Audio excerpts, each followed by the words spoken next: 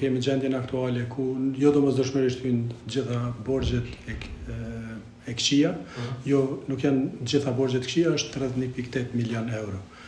Borxhliu më i madh fatkeqësisht është ndërmarrja e grumbullimit mbeturinave të rajonit Prishtinës, pastrimi. Kjo ndërmarrje na i ka mbi 1.225.000 euro, 1.225.000 euro. Është një borxh që vazhdon për një kohë gjatë prej kësaj ndërmarrje, kohëve të fundit është rritur, sidomos duke filluar nga tetori e këtej. Kemi qenë në kontakte të vazhdueshme me ndërmarrjen pastrimi dhe me aksionar të kësaj ndërmarrje, komunat, cilave kjo ndërmarrje u shërben. Për neve është absolutisht e papranueshme që një ndërmarrje publike të ketë një ndërmarrje tjetër publike sasi të kaq të madhe të borxheve, sepse ne e kemi një mandat shumë të rëndësishëm për vendin, e kemi trashëguar një kompani të keq menaxhuar për një kohë shumë të gjatë, ku gjendja e deponive tona sanitare është e mirë, e papranueshme për standardet që ne i kemi në ligjet tona, e aq më pak për standardet e Bashkimit Evropian. Ne jemi duke u angazhuar që të ndryshojmë këtë gjendje dhe jemi duke implementuar projekt në bashkëpunim me Bankën Zhvillimore Gjermane, Qeverinë e Kosovës dhe Bashkimin Evropian, dhe synojmë që të transformojmë gjendjen të cilën e kemi nga një gjendje e mjerueshme në një gjendje ku deponitë tona operojnë sipas standardeve të Bashkimit Evropian, që është edhe kusht për neve si shtet për të integruar në Bashkimin Evropian.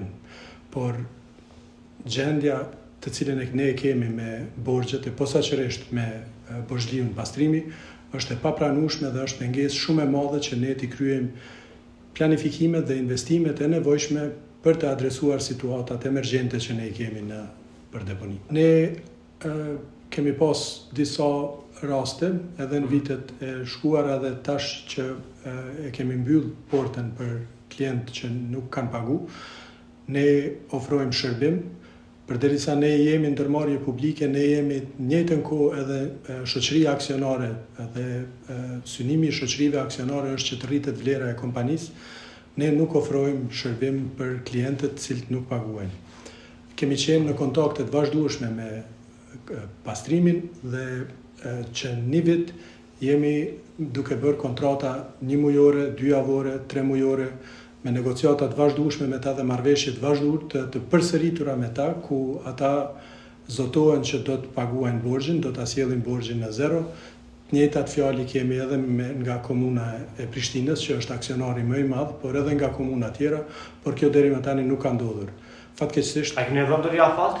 Po, afati i tanishëm është deri me 7 prill, dhe ne pas kësaj date besoj do ta mbyllim portën për ndërmarrjen pastrimi, derisa pastrimi të laj borxhet. E kuptoj që kjo do të jetë një goditje edhe për qytetarët, se jam edhe vetë banori i qytetit dhe e di që mos aftësia e pastrimit për të hequr mbeturinat do të na godasë gjithëve, mirë po është një masë e domosdoshme për të siguruar që ne e rregullojmë sistemin që kjo situatë të mos përsëritet.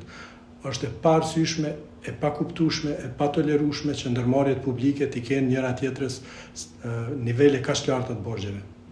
Në takimet që i kemi me pastrimin edhe me komunën e Prishtinës, fatkeqësisht çfarë ndodh është që të dy palët ja hedhin fajin njëra tjetrës.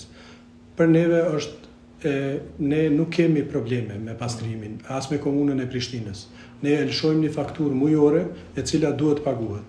Ne nuk na takon, as nuk duhet hyjmë në raportet mes aksionarit edhe ndërmarrjes publike.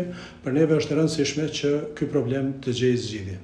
Kemi njoftuar edhe institucionet më të larta, jemi edhe në proces përmbarimor, në fazën e fundit procesit përmbarimor, dhe ne e presim në çdo moment vendimin përmbarues për ndërmarrjen pastrimi, dhe komunat aksionare dhe pastrimi duhet sa më parë të ulen dhe të gjejnë gjuhën e përbashkët për gjetjen e zgjidhjes për problemin.